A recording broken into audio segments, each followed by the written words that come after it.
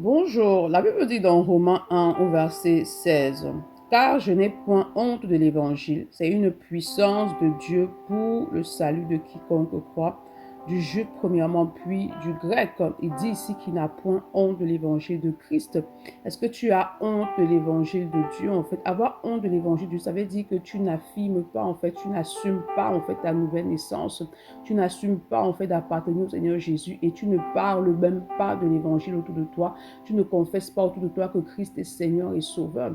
Le Seigneur Jésus a dit que celui qui a honte de lui, en fait, sur cette terre, il aura également honte de cette personne-là devant son Père. Il est important lorsque tu donnes ta vie au Seigneur Jésus que ceux qui sont autour de toi puissent témoigner, en fait, de ta nouvelle naissance.